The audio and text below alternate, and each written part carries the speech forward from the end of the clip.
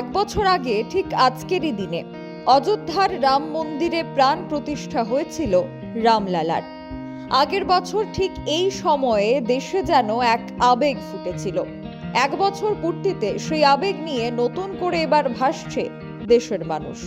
শুভেচ্ছা জানাচ্ছেন রাজনৈতিক নেতা থেকে শুরু করে দেশের মন্ত্রীরাও। এক বছর আগে এই সময় এই দিনে গোটা দেশ ভেঙে পড়েছিল অযোধ্যায়। দলে দলে ভক্তদের ভিড় জমেছিল অযোধ্যার রাম মন্দির চত্বরে। অযোধ্যার শ্রীরাম জন্মভূমি তীর্থক্ষেত্রে আজও এই উদযাপনে লেগেছে আবেগ এবং ভক্তি উৎসবের রং। তার কারণ আজ 22শে জানুয়ারি।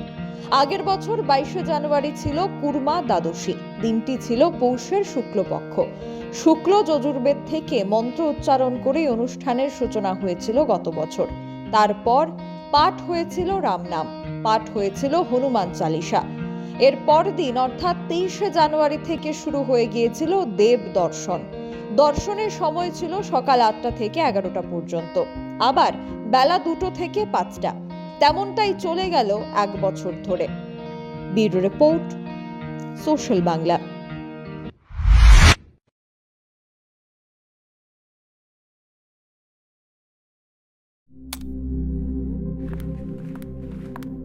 রিয়া,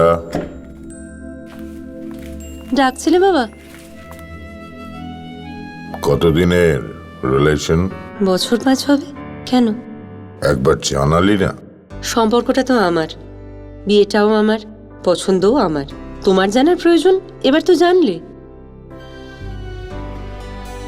তাহলে আমি যদি গিফট দিই, সেটা আমার পছন্দের হওয়া উচিত। তোকে দিলাম, দেখ।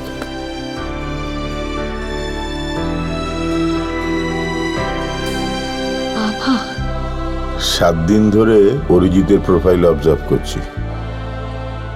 Good choice. তোমারও। রাধাকৃষ্ণ জুয়েলারি, ভালো লাগায় ভালোবাসায়।